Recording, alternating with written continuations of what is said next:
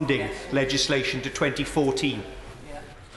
Well, the measures that were taken in this House regarding transparency of donations were done with the support of the 5 main political parties in Northern Ireland and broad support across those parties.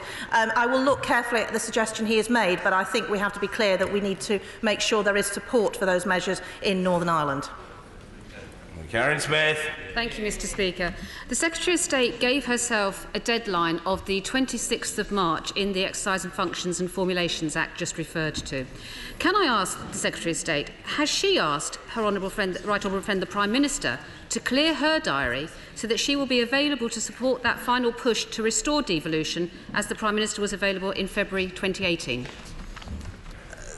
The Prime Minister takes incredibly keen interest in all matters in Northern Ireland. She's visited Northern Ireland on a number of occasions, and she meets regularly with the main parties from Northern Ireland, both here in Westminster and in Northern Ireland. But she's right to point out that the Executive Formation and Exercise of Function Act does expire on the 26th of March, and I'm looking carefully at what we can do to ensure that we do ensure there is decision-making after that date.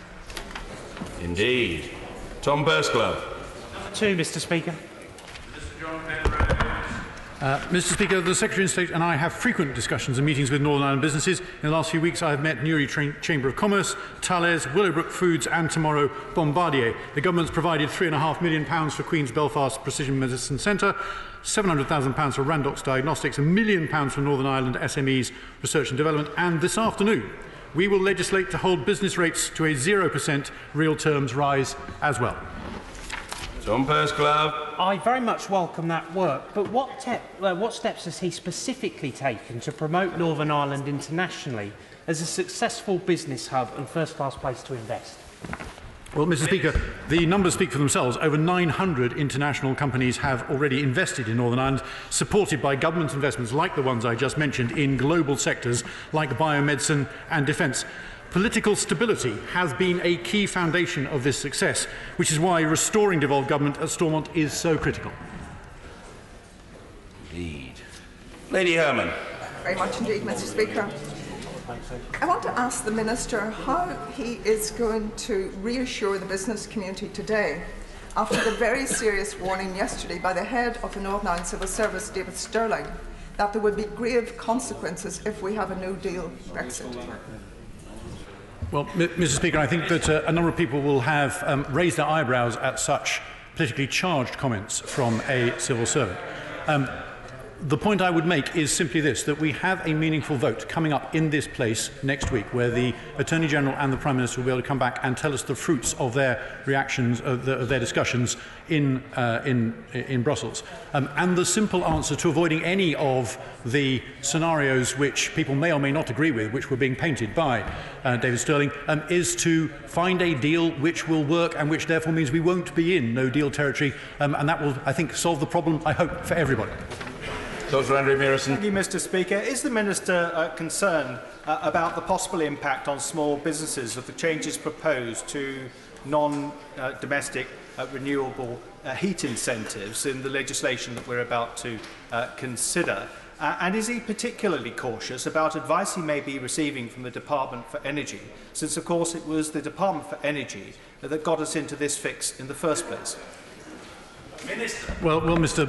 Speaker, without wanting to prejudge this afternoon's debate, where, as my honourable friend, the Select Committee Chairman, rightly says, we will be going through this in a lot more detail, he is absolutely right that the Renewable Heat Incentive Scheme has been the subject of a great deal of concerned commentary because it has dramatically broken its budgets and is not a sustainable solution.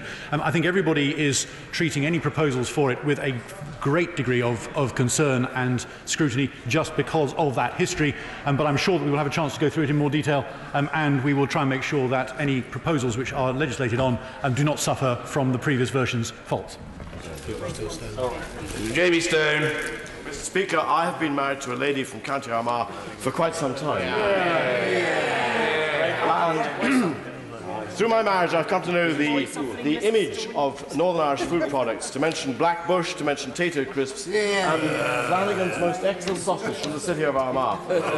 Would the Edgerman government agree with me that marketing Northern Ireland's special food could be one way we could really boost business in Northern Ireland, not just within the UK, but to a world market?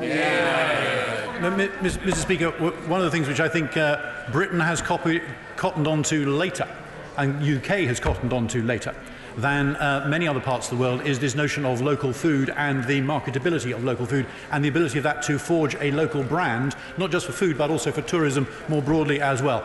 So in congratulating him on his marital status and his success there, I'm sure that he's on to something important as well.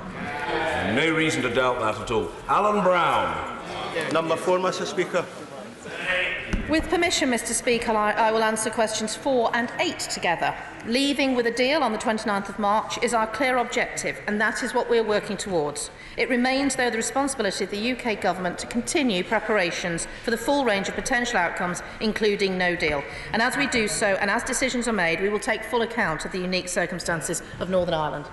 Alan Brown. Thank you, Mr. Speaker. The reality is that yesterday a senior HMRC official told the Public Accounts Committee that even if border processes were announced today, there is insufficient time for traders who wish to comply to get ready. It was also admitted that while HMRC have been working on possible trade processes, they can't tell traders.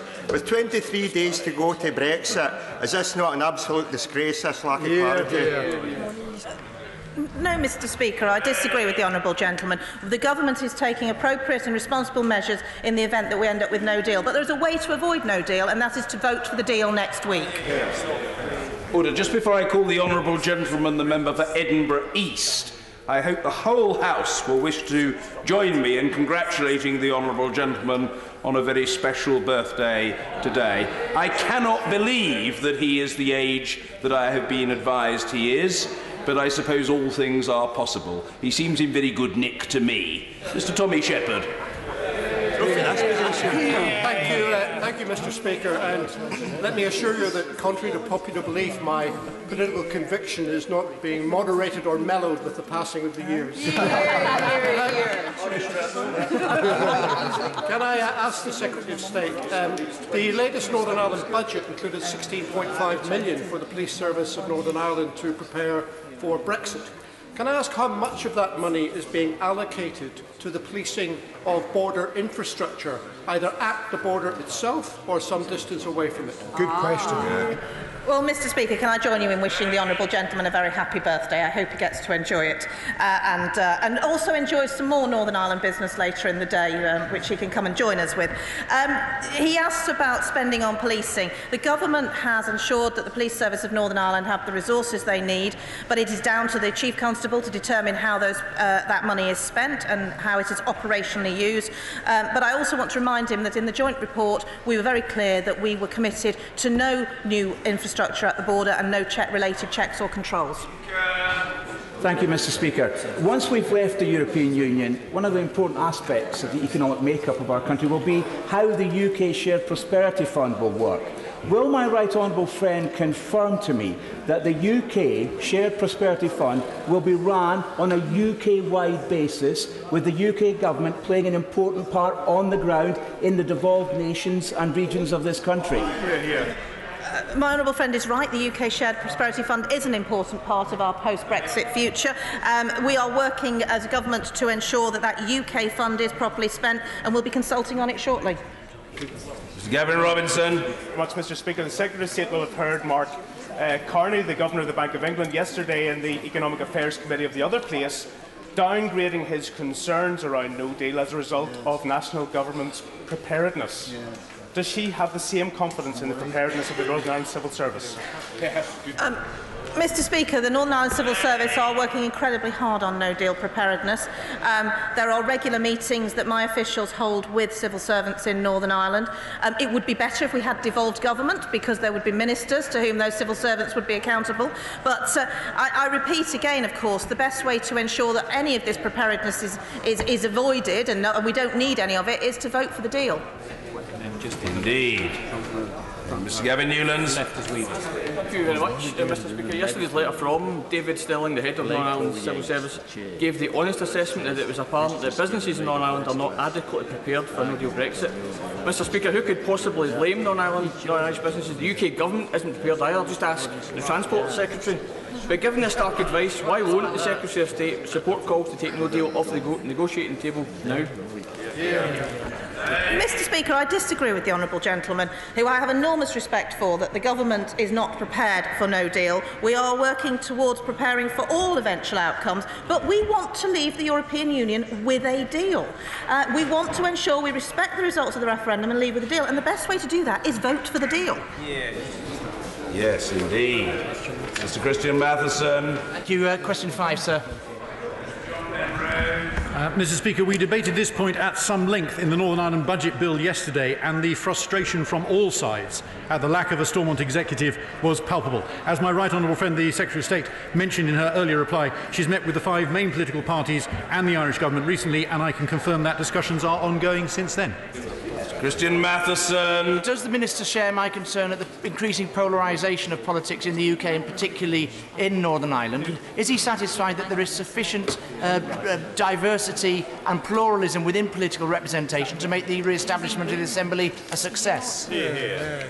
Well, Mr Speaker, I mean, we elect the politicians we deserve, and he's absolutely right that there are periodic calls for a greater variety of representation and range of representation, both in this Parliament and I'm sure in Stormont too. The difficulty, of course, in Northern Ireland is that Northern Ireland's politics have been far more polarised for a very long time, and we are trying to collectively and on all sides usher them back towards the centre ground and towards cooperation at least. David Simpson. Thank you, Mr Speaker. Would the Secretary of State acknowledge today that the lack of re-establishing the Assembly is not down to this party? This party does not have red lines. It's one party that is causing the difficulty, that's Sinn Féin. Would she acknowledge that today? Well, Mr Speaker, I think I will probably quote the Labour Party spokesman on this yesterday, when he said that the existence of preconditions or red lines is quite frequently a facet of talks processes, and the point is to get a process which allows us to overcome those preconditions, and if we allow ourselves to be sidetracked by their existence in the first place, we will never get anywhere towards actually succeeding. Dan Jarvis. Number 6, Mr Speaker. Mr Speaker, the Government is carefully considering the over 17,000 responses received in response to the recent consultation on legacy. We are determined to replace the current system with one that is fair, balanced and proportionate, and which commands widespread support. Dan Jarvis. I thank the Secretary of State for her reply. She knows that our ability to secure a lasting peace depends on the support of all of the communities involved. So can she assure the House that when working to address the legacy of Northern Ireland's past, she will be considerate of our Army and Armed Forces veterans, many of whom are now pensioners? I absolutely agree with the honourable gentleman, and I'm very grateful to him that we've been able to speak personally about this matter prior to this, and to hear his words of advice and wisdom, because he has great experience and expertise in this area, and I do value his contribution. I want to make sure that what we take forward and we legislate for, something that has been needed since the 1998 Belfast Agreement, is one that does command widespread support. It has to command support in this House and the other place, and support in Northern Ireland, and it absolutely has to work for our veterans. Emma Little-Pengelly. Well over 90% of the murders and injuries caused during the Troubles in Northern Ireland were caused by acts of terrorism. Very few prosecutions and investigations are underway. Innocent victims are being left behind with thousands of unsolved cases. When is the Secretary of State going to address this issue and put in place a mechanism to investigate the over 90% of acts of terrorism that caused those murders and injuries? Well, Mr Speaker, the Honourable Lady sets out the figures very, very powerfully. Over 90% of the killings during the Troubles were at the hands of terrorists. Every single one of those was a crime. The fewer than 10% that were at the hands of the military and police were not crimes. They were people acting under orders and under instruction, and fulfilling their duties in a dignified and appropriate way. I look forward to working with her more to ensure that we can deliver the much-needed reforms and changes that we all want to see. I very much hope the Honourable Gentleman for Barnsley Central is not indisposed. because it's most irregular to beetle out of the chamber before the exchanges on the question have been concluded. The honourable gentleman is normally the very embodiment of courtesy. So if he's not feeling well, I hope he gets well soon. And if he's well, he'd better get back into the chamber sooner rather than later. It's an elementary rule that new members must grasp.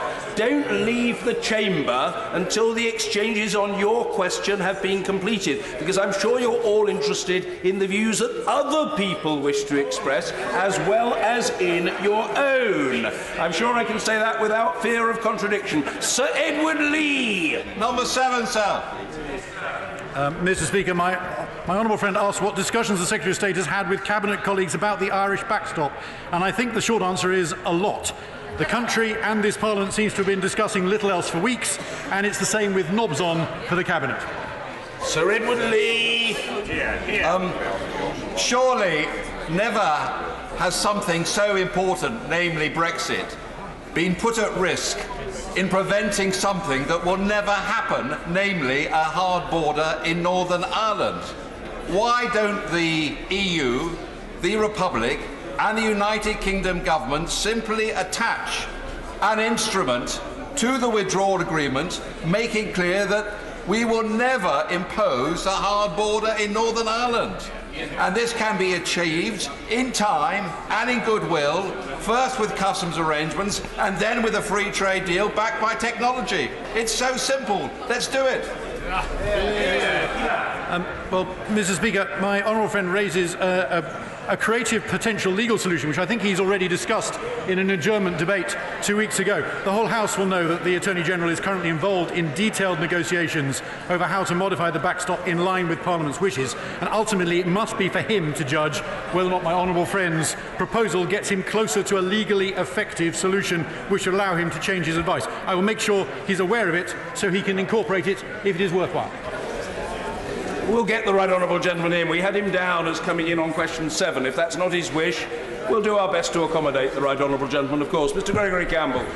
Mr Speaker, in discussions with ministerial colleagues, can the Minister indicate if they are indicating to him that at this very late stage in discussions with the European Union there is a sliver of light beginning to emerge, that they understand the need for fundamental change to the backstop? Well, Mr. Speaker, I suspect that is well above my pay grade, I'm sorry to say. But also, I'm sure that we will all want to hear what the Attorney-General and the Prime Minister have to say when it comes to the meaningful vote next Tuesday. Mr Ronald J. Wardener. Number 10, sir. Mr Speaker, the threat from dissident Republican terrorism continues to be severe in Northern Ireland. This government's first priority is to keep people safe and secure. Vigilance against this continuing threat is essential, and we remain determined to ensure that terrorism never succeeds. Ronald J. Wardener. Can my right honourable friend shed light on reports in the Times that my right honourable friend, the Defence Secretary, plans to bring forward a limit on veteran prosecutions in the Queen's speech in order to, as my right honourable friend, the member for Uxbridge and South Ruislip, argued in the Telegraph, we must stop gesture politics and start delivering natural justice? Well, Mr Speaker, I could firstly just say to my honourable friend not to believe everything he reads in the newspapers, but what I can assure him is that I am working closely with the Defence Secretary and the Attorney-General and members across this House to ensure we can deliver a new system that works for the people of Northern Ireland, works for the victims of terrorism and works very importantly for our veterans and retired police officers. David Hanson. Where are we with the European arrest warrant in 3 weeks' time? Well, Mr Speaker, the way to guarantee the European arrest warrant continues in 3 weeks' time is vote for the deal. Jim Shannon. Thank you, Mr Speaker. Thank the Secretary of State for her response. Secretary of State, there's been a bomb attack in Londonderry. There's been various shootings across the whole of the Northern Ireland.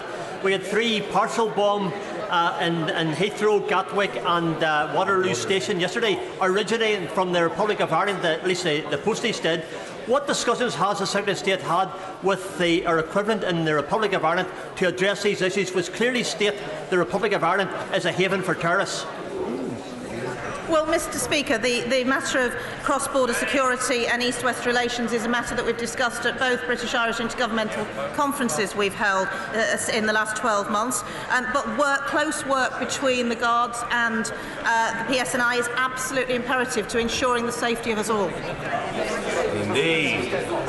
Oh, yes, very well. Mr. Paisley. Thank you, Mr. Speaker. Would the Secretary of State care to take the opportunity from the dispatch box to thank Alistair Hamilton, my constituent, the former head, or soon-to-be former head, of Invest Northern Ireland, for the 10 years of great service that he has given to Northern Ireland in attracting the highest levels of inward investment our country has ever seen. Mr. Speaker, I'm sure that the honourable gentleman is referring to the contribution that investment has made to the security of Northern Ireland, but he will notice I have my Invest NI pen with me. Tony Lloyd. Thank you, Mr. Speaker. Can I say to the Secretary of State that the idea that the European arrest warrant should be left as a matter of a lottery as to whether the Prime Minister gets legislation through or not simply cannot be in the interest of the people of this country? Will she now get a grip, talk to the Prime Minister and insist that we have the European arrest warrant sorted, irrespective of outcomes in this House next week? Yeah.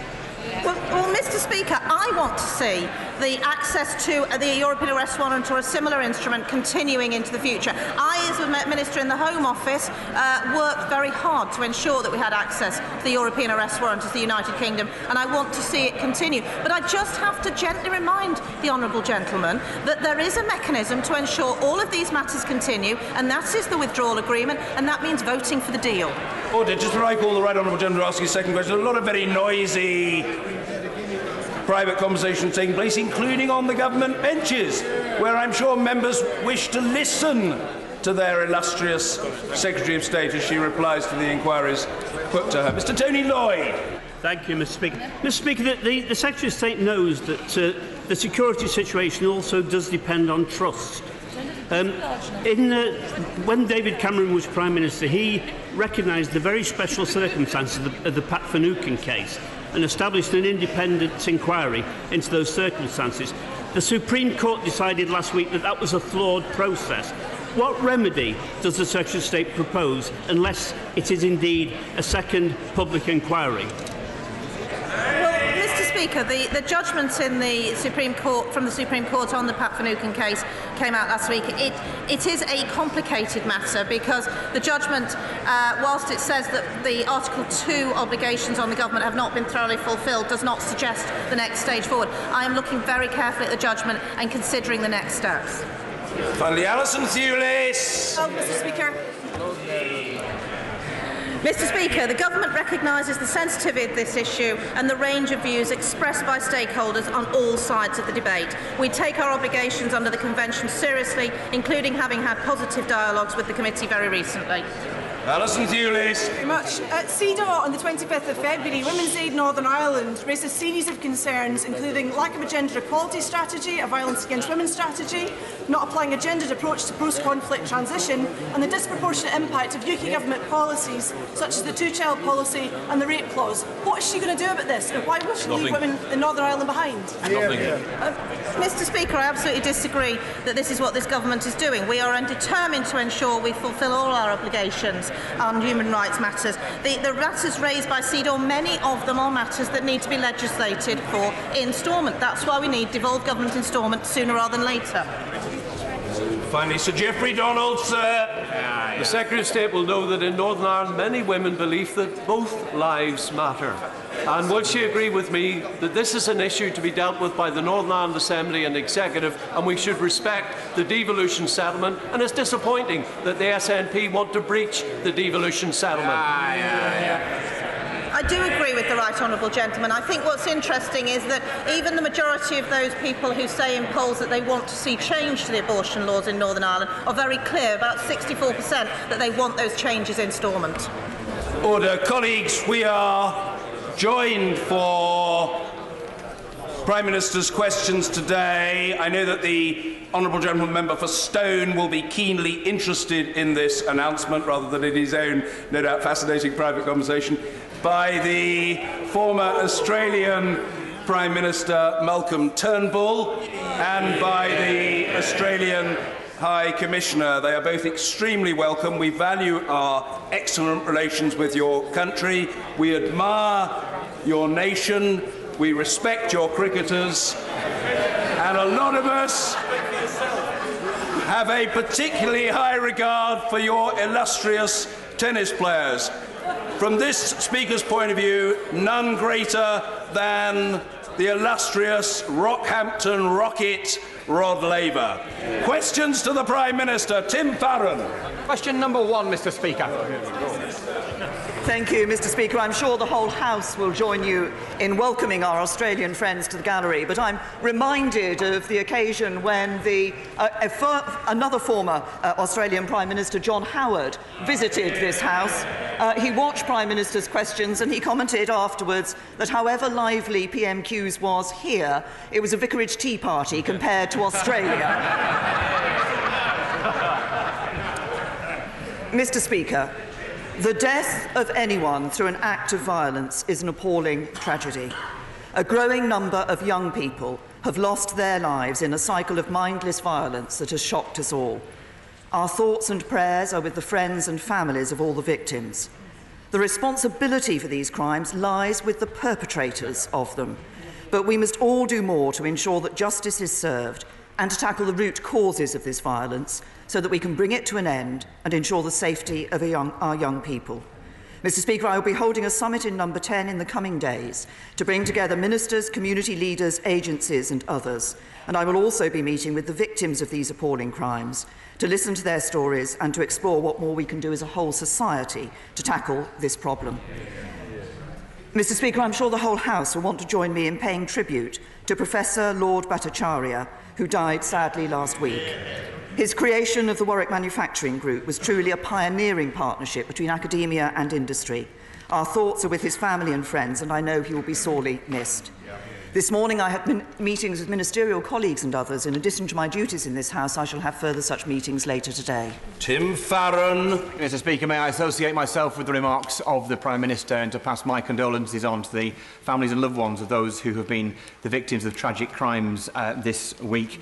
Mr. Speaker, Britain spent £27 billion bailing out the banks, and they have repaid us by closing down 3,000 branches since 2016, including this week the last branch in Grange. They've also failed to compensate innocent customers who've lost £2 billion in fraud. So will she agree with me that the banks have taken without giving for far too long? And will she meet with me so we can force the banks to compensate victims of fraud, to compensate the communities they have abandoned, and to prevent the banks closing the last branch in town? Can I say to the right honourable gentleman that he talks about banks closing branches. Of course, as people's behaviour in terms of their access to their finances changes, then banks respond to that. They're commercial organisations. Those are decisions that they take. He talks about the issue of compensation. Of course, this is an issue that has been raised across the House in the past, and it is a matter that is being taken up and being looked at by the Financial Services Ombudsman. Mr. Simon Hoare. Mr. Speaker. Today sees the start of Lent, traditionally a time of abstinence and giving things up. Recently, it's become a season of doing something new and positive. Would my right honourable friend agree with me that it would do our national soul some good if we all took up voting with the government to leave the EU with her good deal and in an orderly fashion on the 29th of March? Can I thank my honourable friend? He has put forward a very positive suggestion for members of this House during Lent to vote with the government in the meaningful vote, and then, of course, across this House, we would all be able to give up being a member of the European Union on the 29th of March. Jeremy Corbyn. Thank you, Mr. Speaker. I join the Prime Minister in paying tribute to Lord Bhattacharya, who died last week. As she said, he was a champion of the car industry and manufacturing in general and played a key role in saving Jaguar Land Rover, safeguarding jobs, but crucially ensuring international research is done in the UK, and I think we thank him for everything that he did. Tomorrow is International Women's Day, and I'm delighted that from our point of view the debate will be opened by my friend, the Honourable Member for Lewisham East, who herself is the daughter of a Windrush generation, and we will be making the case to close the gender pay gap as our determination to improve the lot of women in our society. And in that vein, Mr. Speaker, can we congratulate the member for Liverpool Waverley Tree on giving birth to a son this morning? I join the House, I join the Prime Minister, Mr. Speaker. I join the Prime Minister, Mr. Speaker, in sending our thoughts and prayers to the families of those that have lost young people.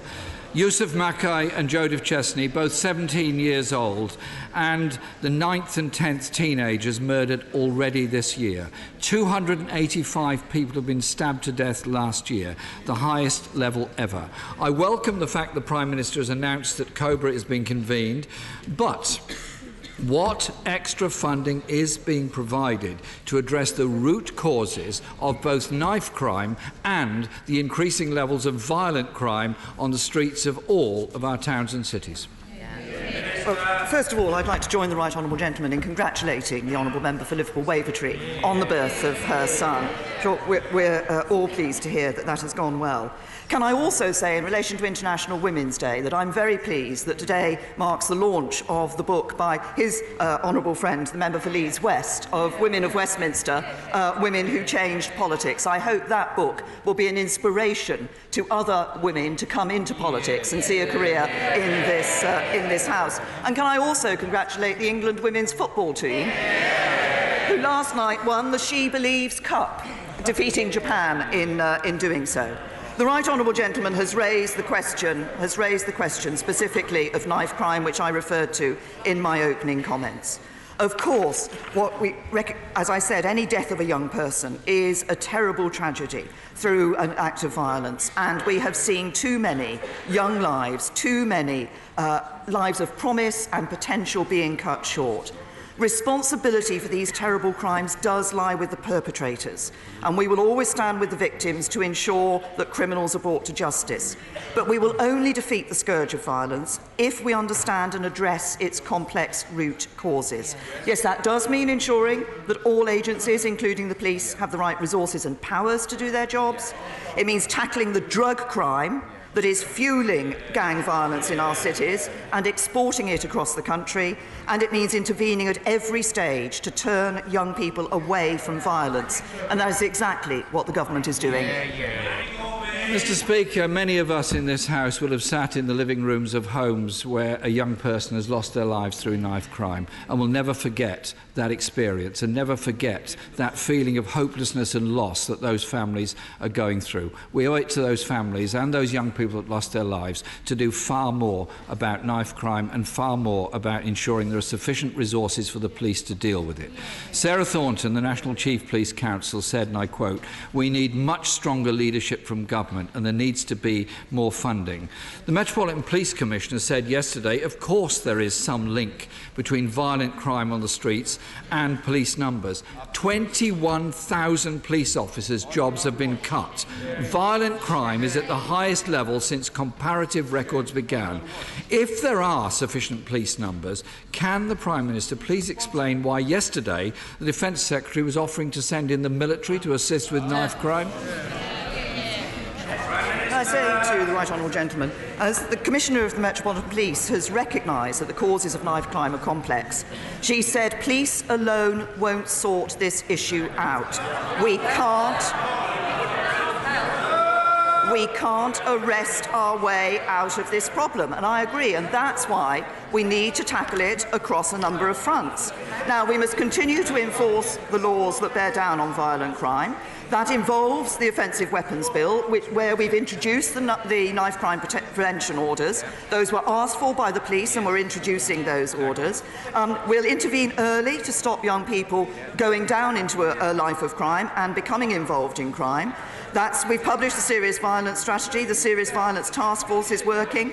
We've also put £200 million into the Youth Endowment Fund, and our Early Intervention Youth Fund has already funded 29 projects working with police and crime commissioners. And we do ensure that police have the right resources. 460 million more money available this year, nearly double that, nearly £1 billion extra available next year. But we also need to ensure that we're understanding the different use and misuse of drugs that is fueling a lot of this crime. And that's why my right honourable friend, the Home Secretary, has set up the Independent Drugs Misuse Review, which will be led by Dame Carol Black.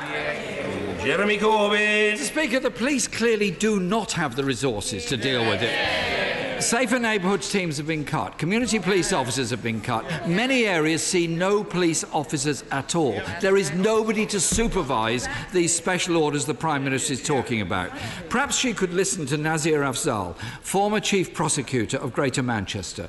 Tragically, his 17-year-old relative was recently stabbed to death in Birmingham, and he said this: when you reduce police numbers by 21,000, there isn't the intelligence anymore. There isn't the neighbourhood policing anymore. Does the Prime Minister now regret the cuts in police numbers, and will she undertake that on this review they will be restored to the level they were formerly at? To the right honourable gentleman, as I've just indicated, we are putting more resources into the police this year.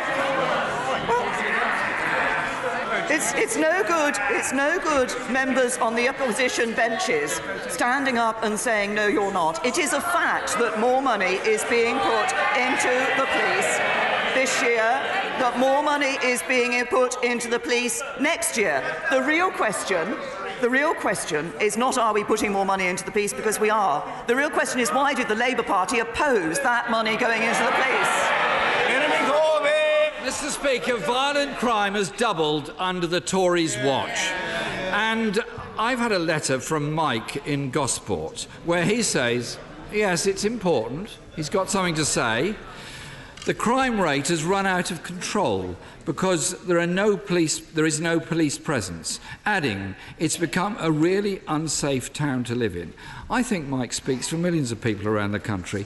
When are towns, such as Gosport and others, going to get the resources they need for the safer neighbourhoods teams they need and the local police they need to tackle rising violent crime and provide the intelligence from which arrests can be made against those that have committed these crimes? I say to the right honourable gentleman, as we put more resources, make more resources available to police, they're available to forces across the country, including, of course, Hampshire. But can I also say to him that, of course, we look at the powers and the resources that the police need. That's why we are not just putting more resources in, but increasing the powers that the police have. We introduced the knife crime prevention orders in the Offensive Weapons Bill. That's an important step we've taken. It's a step we've taken because the police asked us to do this. But if the right honourable gentleman wants the police to be able to do their job on the streets, he needs to answer the question, to tell this House why it was that when we increased the powers of the police, to deal with those who were carrying knives and to put custodial sentences on those who were caught twice carrying knives, the right honourable gentleman voted against it. Jeremy Corbyn. Crime went down when Labour was in office. We increased the numbers of police officers and the safer neighbourhoods teams. Police officers telling me there's simply not enough of them to do the job. Hampshire alone has lost 1,000 police officers and their funding has been cut by 70 million. Does the Prime Minister understand the scale of need here? The Local Government Association says local services face a funding gap of £3.2 billion this year. And by the way, that's double in 1 year alone what the Stronger Towns Fund is offering over 7 years. The numbers of rapes, murders and other serious crimes committed by offenders on parole has risen by more than 50% since privatisation of the probation service was introduced 4 years ago. At least one company wrongly classified offenders as low risk in order to meet government targets.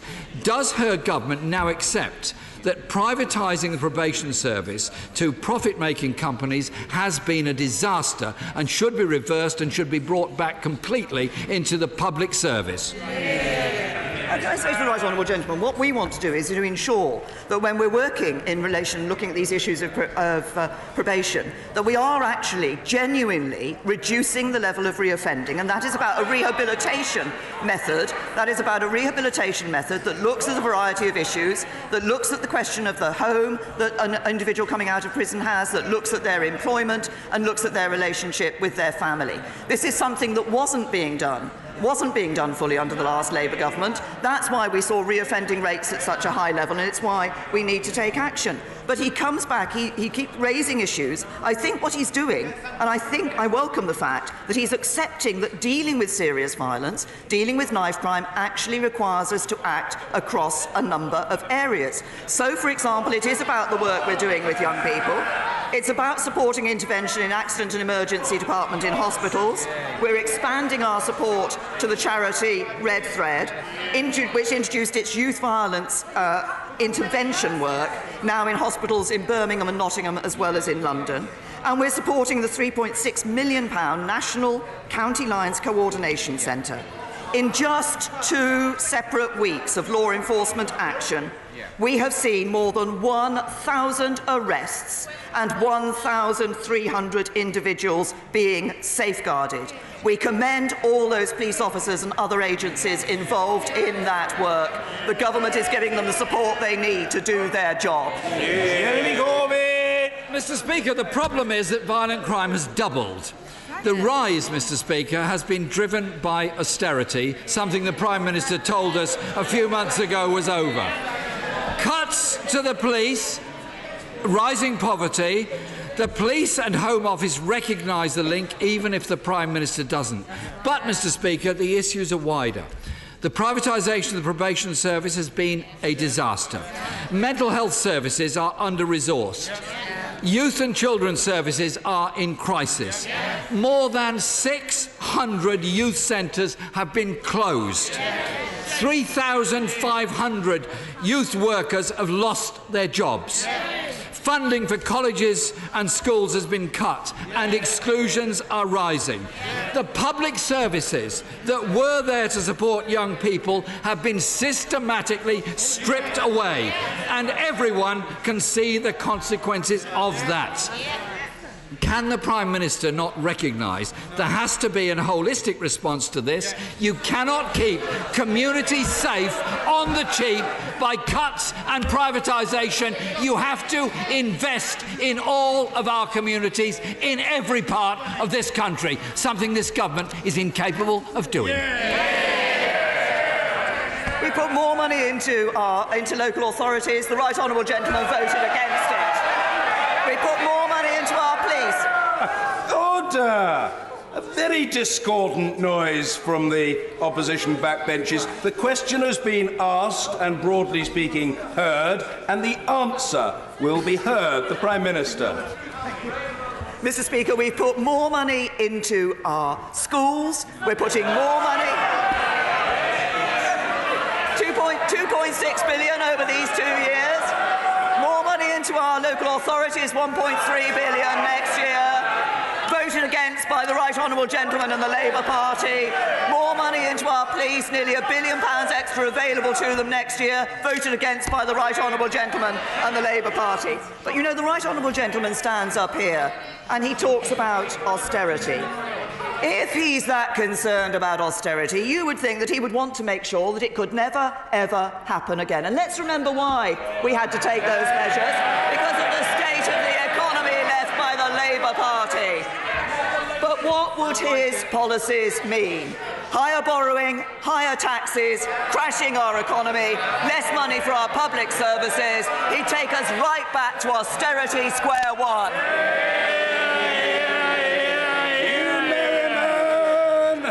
Mr. Merriman. Mr. Speaker, across the country, freeholders and leaseholders are being ripped off by management companies charging excessive service charges, often for services they do not require. Many of these people are vulnerable pensioners and are trapped in McCarthy and Stone properties with their asset depreciating thanks to the dominant involvement of First Port and Vincent Chenguis. Could I ask the Prime Minister for 2 reforms? Firstly, ground rents at peppercorn levels for retirement homes. Secondly, bring in a charging schedule and an automatic retendering process so all freeholders and long leaseholders can bid with their own community interest companies to deliver services which they actually require. Can I say to my honourable friend that I recognise this is an issue that is of real concern to many constituents. It's why we've committed to clamping down on those agents who abuse the system and protecting leaseholders and renters who are suffering at the hands of rogue agents every day from unexpected costs or from poor quality repairs for excessive fees. We've asked Lord Best to chair a working group to look at regulating and professionalising property agents, and that will include reviewing the standards around the transparency of service charges and other fees and charges, how they're presented to consumers, and putting them on into a statutory code for managing agents. But I'm sure that my right honourable friend, the Communities Secretary, will have heard the issue that my honourable friend has raised, and will be happy to meet him to discuss this further. Ian Blackford. Thank you, Mr. Speaker. Mr. Speaker, Tovey MacDonald is 87 years old. She was brought up under Nazi occupation in Denmark. She's lived in Scotland for 59 years. Why is she being forced to register in a country she's called home for almost the last 60 years, Prime Minister?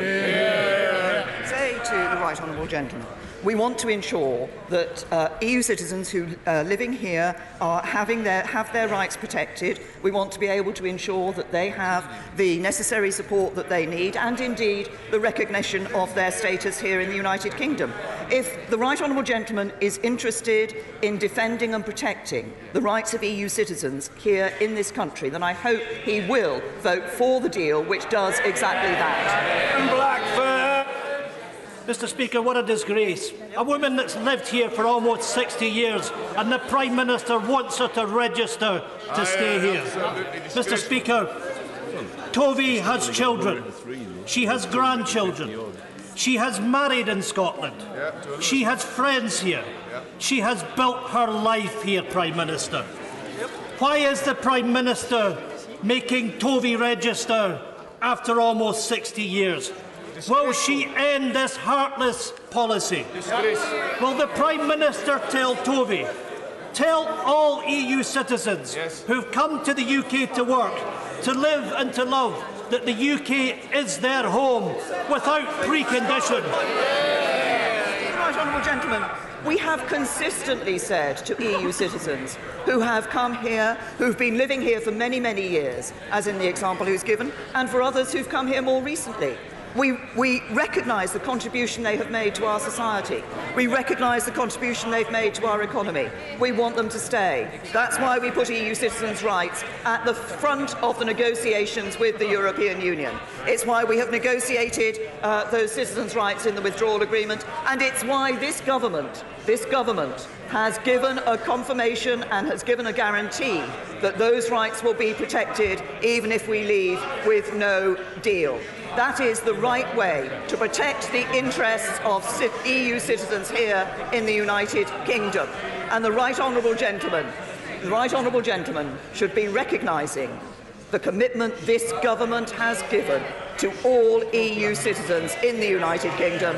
This is their home. We want them to stay, and they can stay. Chris Phil. Thank you, Mr. Speaker. 5 years ago, my constituent Barry Bednar's 14-year-old son Breck was brutally raped and murdered. The perpetrator is now serving a 25-year prison sentence. However, in recent months, the victim's family, including his teenage sister, have received repeated, very distressing and disturbing communications on Snapchat purporting to be from the perpetrator, graphically recounting the circumstances of the murder. The police have asked Snapchat to provide the data that would help them definitively identify who has been sending these messages, for example, data about the device from which the messages were sent. But Snapchat is referring the police to a mutual legal assistance treaty with the US, and the police would have to go through a 1-year process to get this vital data for their investigation. Does the Prime Minister agree this is completely unacceptable? Does she join me in calling on Snapchat and other social media companies to promptly cooperate with police inquiries? And if they do not do so, does she agree that legislation is required? Well, can I say to my honourable friend, obviously the case that he's raised is one of great concern, and I know that members across the whole House will want to join me in sending our sincerest sympathies to Breck's family. And I'd like to take this opportunity to pay tribute to Breck's mother for her brave and powerful campaigning on the wider issue of internet grooming. The Ministry of Justice have assured me that they're urgently looking into this issue, and I'm sure they will update my honourable friend as soon as possible. I agree with him. We want social media companies to recognise the responsibility they have and to work with law enforcement agencies. I know my right honourable friend, the Home Secretary, has written to my honourable friend to meet him and hear more from the family. It has become increasingly difficult for UK law enforcement to access data if data containing information on threats to UK public safety is held or controlled in other countries. And that's why the government did recently legislate. We recently passed the Crime Overseas Production Orders Act, which will give law enforcement agencies the power to obtain electronic data controlled by providers outside the UK, where an international agreement is in place. And he raises the United States. We expect to establish the first such agreement with the United States. Phil Wilson. Thank you, Mr. Speaker. As I raised with the Prime Minister a couple of weeks ago, Conservative governments have taken £6 billion out of the North East since 2010. The government now proposes to give back £15 million a year over 7 years through the Stronger Towns Fund. At that rate of repayment, can the Prime Minister tell the House by which century the monies owed to the North East will be repaid? To the honourable gentleman, as he knows full well, we have been investing in the north of England. We're investing in transport across the north of England. We've been investing in our public services. We're investing in the health service, and the North East will benefit from that as well. We now have, since 2010, in the North East, there are over 35,000 more small businesses, over more than 18,000 new affordable homes, and over 305,000 children are at good and outstanding schools in the North East. That shows that the hard work of this government is paying off and the people of the North East are benefiting. Stephen Metcalfe. Thank you, Mr. Speaker. Earlier this week, the owners of the Westgate Shopping Centre in Basildon terminated Smart Parking's contract after a disastrous 9 months of operation. Yeah. I have now discovered that Smart Parking have signed a shared business service agreement with the NHS. Can I ask my right honourable friend to ensure that before any contracts are signed, that the Department for Health fully research the impact the practices of Smart Parking could have on their users, customers, clients and staff? Yeah. Can I say to my honourable friend, obviously he's raised an important issue, and the Secretary of State for Health and Social Care will be happy to meet him to discuss this further. Travis. Thank you, Mr. Speaker.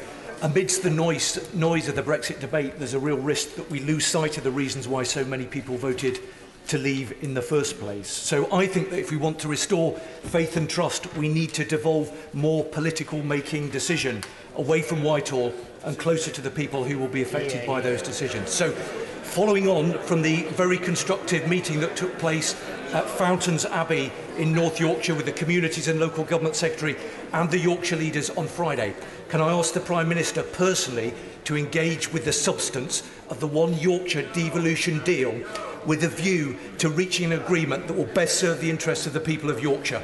I say to the honourable gentleman, I think he's a living example of devolution of powers from this Whitehall out to the areas through the mayoralty that he is serving. On the issue of Yorkshire devolution, we recognise that there is, recognise the discussion and debate that there has been on this issue.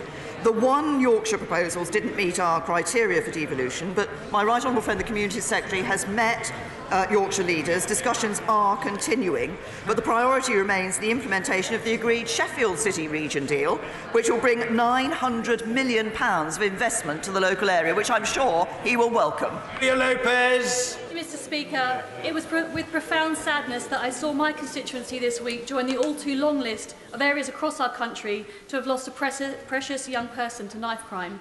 The public don't want to see politicians throw blame at one another for these stolen lives. They want to see them take responsibility for what is within their control, provide resources necessary, and then demonstrate a relentless and total commitment to snuffing out violent crime.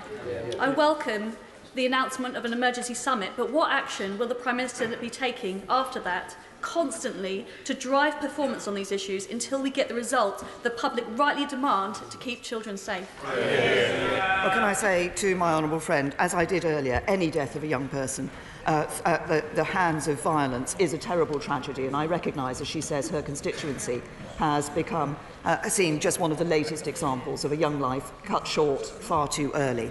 Can I also say to her, yes, what we are doing is bringing, as I said, bringing together ministers, local government, police and other agencies.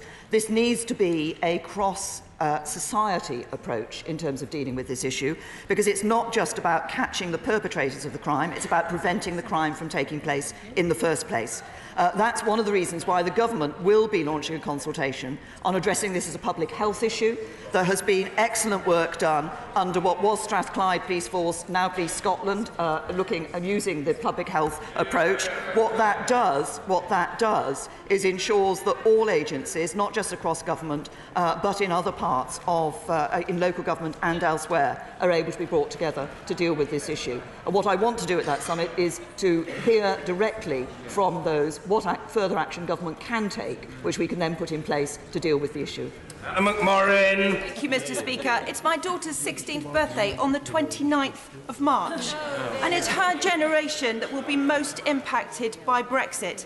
Perhaps the Prime Minister could give her an early birthday present and delay Brexit until she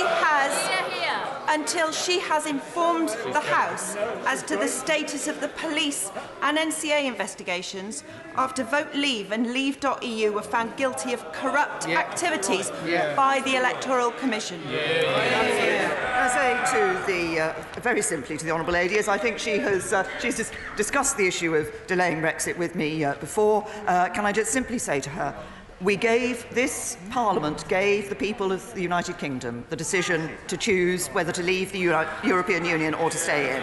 They chose to leave the European Union. I think for trust in politics, it's important that the government delivers on just that. Richard Bacon. Mr. Speaker, you are right that the former Australian Prime Minister Malcolm Turnbull is very welcome here today. As he said in a lecture last night, if a state-sponsored adversary has enduring access to staff, software or hardware deployed into a target telecommunications network, then they only require the intent to act in order to conduct operations within the network.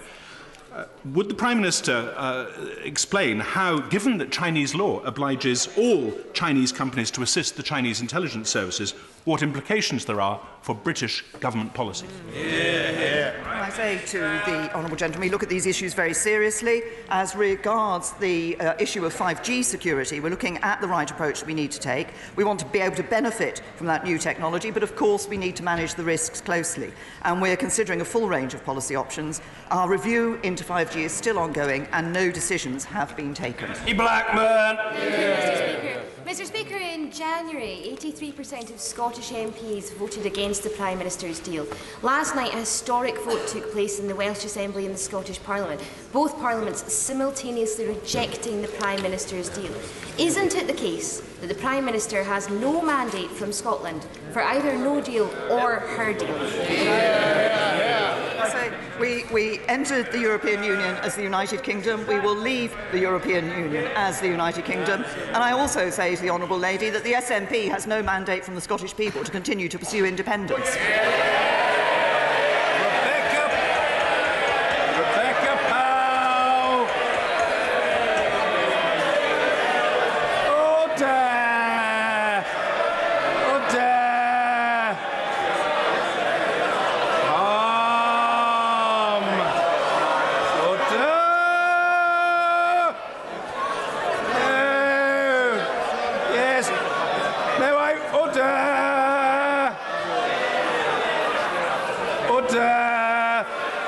Difference of opinion is of the essence of politics.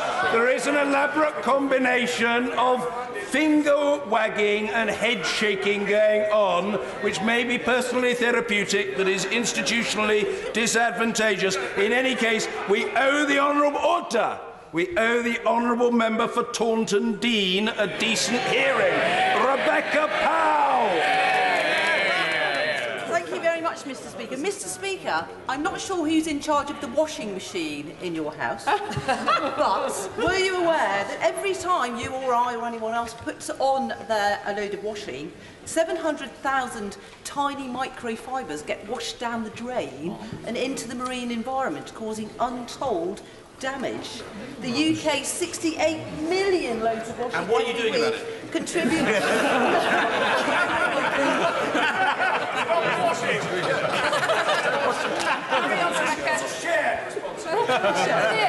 The UK's 68 million loads of washing done every week contribute a staggering 9.4 trillion microfibres to the environment.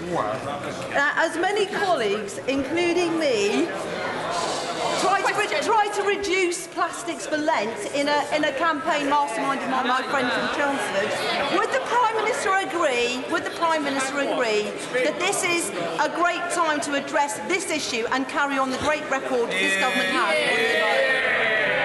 I think by now the wash would have been completed. The Prime Minister.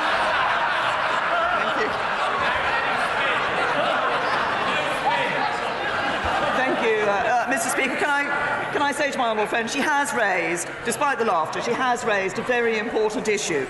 And can I thank her for continuing to be a champion of our environment?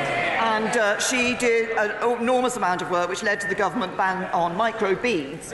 And she's now raising the issue of microfibres. She's raised those members across this House who are seeking to reduce their use of plastic during Lent. I think it is incumbent on all of us to be seeking to reduce our use of plastic, not just during Lent, but for time to come. Deirdre Brock. Thank you, Mr. Speaker. And can I say, as one of the Aussie MPs in this House, how much I share his appreciation for Australian tennis players. I would add my personal favourite, Yvonne Goolagong-Cawley, who was such a brilliant inspiration to so many of us when I was growing up in Australia. The Prime Minister has been refusing to answer for a year now my questions about the visit of Aggregate IQ to Downing Street. So can I ask her about the visit of Alexander Nix of Cambridge Analytica to Downing Street in December of 2016? It was reported in the Spectator's Coffee House blog, but not in the Transparency data. So can I ask the Prime Minister, who did Alexander Nix meet in Downing Street? What was the purpose of the meeting? And most importantly, why was it not reported in the Transparency data? I say to the Honourable Lady, she's raised a specific issue with me, which I will look into, but she says that we didn't respond on the question of aggregate IQ. My honourable friend, the Minister for the Constitution, has written to the Honourable Lady about this and responded to her query. Antoinette Sandbach. Mr. Speaker, women's football is one of the fastest growing sports in the world. And I hope you, Mr. Speaker, and my right honourable friend, the Prime Minister, will welcome the £70 million investment Cheshire FA is putting into developing a women's football training centre in Winsford. And can I invite the Prime Minister to come and open the facility and take part? And I thank my honourable friend for her invitation. As I said earlier, I was pleased to congratulate the England women's football team, and I'm sure the whole House will recognise the important work that's being done by Cheshire FA. I think it's a very exciting project. I welcome the commitment that they're putting to providing this new world-class facility for women and girls football in Cheshire. And can I just say that I will look very closely at her invitation. It sounds like a very interesting one, but of course I can't commit my diary on the floor of the House. Mary Black. My constituent arrived early to her ESA assessment as requested by her assessors, only to be told that she would have to wait another 90 minutes to be seen. Now, she has an open wound, so sitting for any great length of time causes her great distress and pain. So after her 90-minute wait, she was then told that she wouldn't be seen and would have to make another appointment altogether. And I believe it's actually happening right now. So does the Prime Minister think that it's right that my constituent have to go through this humiliating process all over again? Can I say to the Honourable Lady, obviously she's raised what sounds like a very distressing individual case. I will ensure that the appropriate Minister writes to her about it. Thompson. Thank you very much, Mr. Speaker. Last week, MPs heard harrowing testimony from family members of a man who tragically committed suicide because he faced the loan charge. A 20-year retrospective tax facing thousands of families in my constituency and across the UK. Mr Speaker, the Prime Minister said on the 9th of January that the Government accepted the review into the loan charge. Yet the loan charge APPG was only advised this week by the Treasury that there is no such review. Mr Speaker, the Treasury have acted in bad faith, so will my right honourable friend now personally intervene to ensure a genuine review and an urgent delay into the loan charge so that this review, as promised, can be carried out? Well, can I thank my honourable friend for his question? And obviously he's raised the issue which is of concern to not only his constituent but others across the House. I will ensure that he receives a response from the Treasury which sets out exactly what is being done in the review that is being taken place. Dr David Drew. Mr Speaker, last Saturday morning with 3 colleagues I met with the heads and governors of Gloucester schools. Each school outlined the impact of education cuts on their particular establishment. But they agreed on one thing that the Prime Minister could make a real difference on now with regard to special educational needs. And I hope the Government will consider this. First, will the Government make sure that the additional needs budget is fully ring-fenced and invested in schools rather than lost somewhere on the way?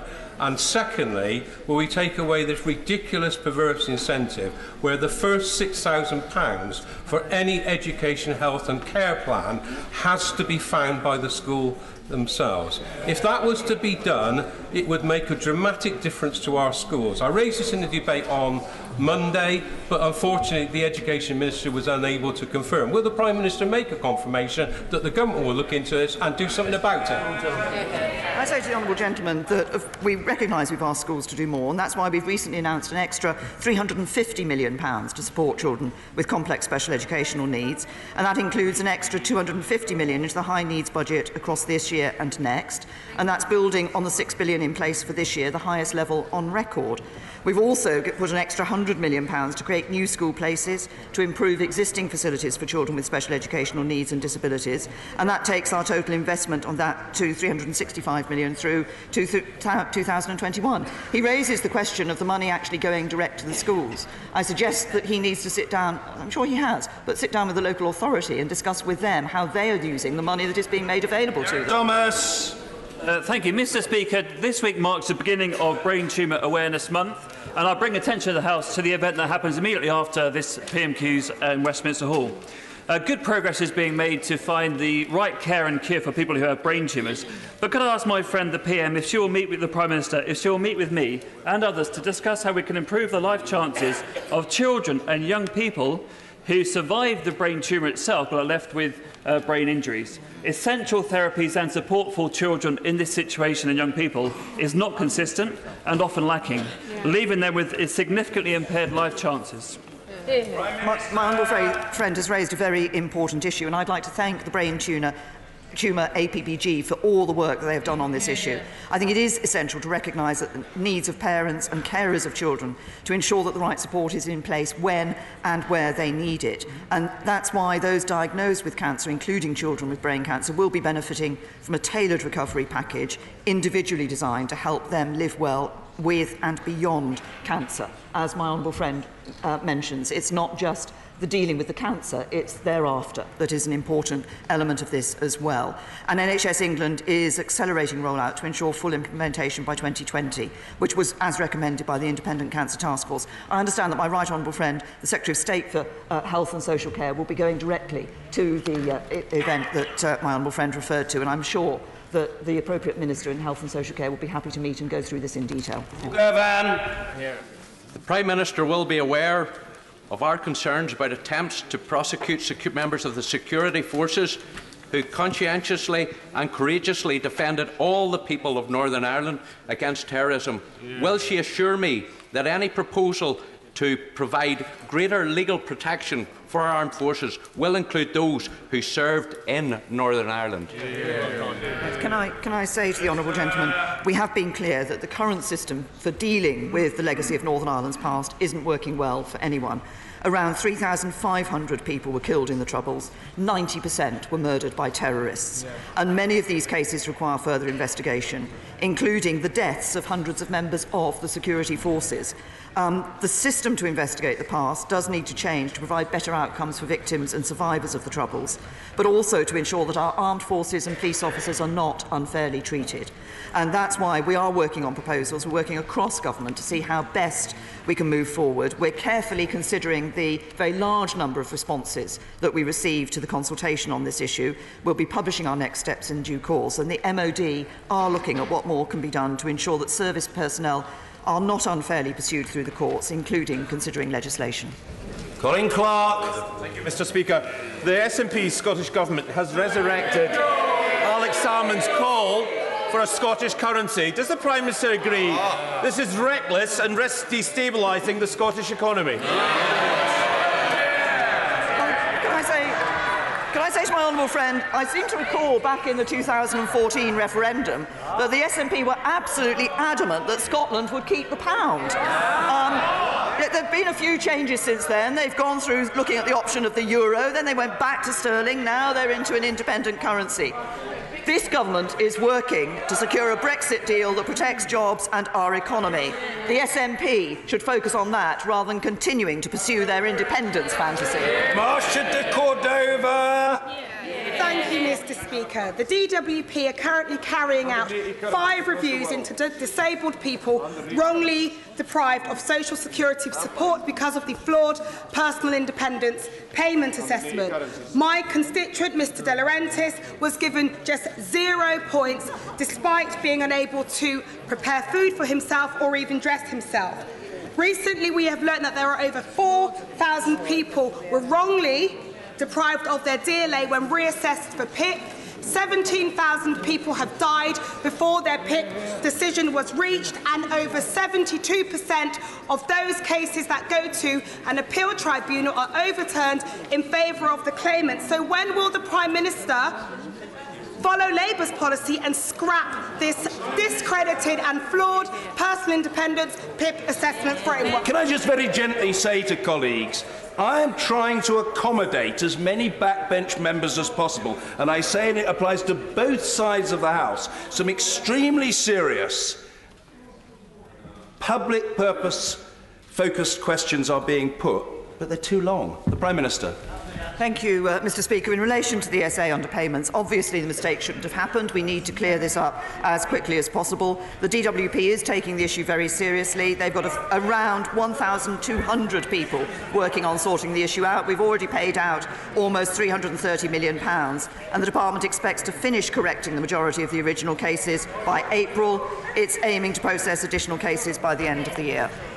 Anne-Marie Trevelyan. Mr. Speaker. Yesterday, pupils from Tweedmouth Community Middle School won the National Motorship Stars Trophy for secondary schools for their amazing work to encourage more pupils to cycle to school. Would the Prime Minister join me in congratulating the school and their head, Mr Hulbert, and his team of staff, who are committed to creating a fitter, greener and more environmentally focused next generation of Berwickers? Well, can I say to my honourable friend, I'm very happy to join her in thanking and congratulating Tweedmouth Community Middle School for the excellent work that they've been doing, encouraging pupils to cycle to school. It's clearly an excellent achievement, and we congratulate them, as I say, because we all know the importance of keeping our young people active. And I'd like to congratulate Mr Hulbert and all the teachers, but particularly the students who've actually taken this up and put it into practice. It's a very good example for schools across the country. Alan Brown. Thank you, Mr Speaker. My constituent Yvonne Chafee's 4-year-old son Logan is the only child in the whole of Europe with chromosome 7p duplication syndrome, which causes epilepsy and autism. Hardly any prescriptions of medicinal cannabis have been allowed to date, and with Logan being so unique, he will always be denied access under the current rules of proven benefit. So what changes can be undertaken to allow Logan to access cannabis products to ease his suffering without his family having to go through a very high-profile public campaign? So obviously the honourable gentleman has raised a distressing case about his constituent. We have taken the steps to ensure that medicinal cannabis is available. The decision on that availability is one that is taken by clinicians, and I think that is absolutely right, that that's what should be done. Paul Scully. the introduction of the Domestic Abuse Bill and hopefully the successful passage through this House. Does my right honourable friend not agree with me that, as well as tackling extreme abuse and violence, that we should also be able to raise awareness of the entry levels of acts of coercion, deceit and manipulation that lead to more extreme examples? Yes. My honourable friend has raised a very important issue, and I think people will obviously have seen distressing cases of coercion that have led to that, and indeed some instances where this has been taken through the courts. I think we all need to recognise the importance of dealing with domestic abuse and recognising that for too long this issue of coercion was not accepted and was not addressed. It's important, it's this government that is doing so, and as he says, we must be very clear about the entry levels, about the levels which actually lead to this, lead to the distress. Chris Stevens. Thank you, Mr. Speaker. Today is the 10th anniversary of the blacklist of construction workers being exposed, and today various news reports on the extraordinary admissions found in the Creedon report that the police and special branches across the UK and security services supplied information to the Consulting Association. So does the Prime Minister agree that there now requires to be a full stand-alone UK public inquiry into the human rights conspiracy of blacklisting so that truth and justice can be served and those responsible for blacklisting can be held to account? Say to the honourable gentleman, he raises an issue that has been raised on a number of occasions in the past in relation to this question. Of course, the government has responded on this in the past, and I'd be happy to write to him on it. Thank you. This Ash Wednesday, will the Prime Minister give strong encouragement and support to the 48 Conservative MPs who are taking on an environmental challenge? And because we've seen the devastating impact of plastics across the world, will she also give a big shout out to all members of the House who are taking on a plastic pledge and raising the good work of Tier Funds and DFID in reducing plastic pollution? Prime Minister. I say to my honourable friend that I was pleased to see many honourable friends giving up plastic last year, and I'm pleased to hear that many colleagues are, as she says, planning to support Tier Funds' pledge on plastics. Through UK Aid Match, the UK government will match donations of up to £2 million raised by Tier Fund supporters for a project in Pakistan. We are committed to the UK being a world leader in tackling plastic pollution. Honourable members of this House are showing by their example the role that the UK is taking, and I congratulate them and applaud them on doing that. Sir Vincent Cable. The Prime Minister will recall the advice she received from her Conservative colleagues, as well as mine, about the dangerous folly of making landlords responsible in criminal law for immigration control. Following the High Court ruling of Mr. Justice Spencer that her policy is now increasing the risk of racial discrimination, will she not accept that her policy is fanning the flames of racism in return for nothing but tougher rhetoric about immigration control? Minister. I think it is absolutely right that the government has taken the approach that we need to consider when people are accessing different services, whether or not they have a right to be here in this country. My right honourable friend, the Home Secretary, has a written ministerial statement has been issued in response to the case in the courts, and I understand that the government is appealing that case. That's all right. Order. Yes, I believe that I will come to the right honourable gentleman. I think there's a point of order from Mr. Ian Blackford. I hope it's a genuine point of order. Thank you, Mr. Speaker. And I have to say it's disappointing that the Prime Minister, who has been alerted that I will be making a point of order, has chosen to scurry from the chamber.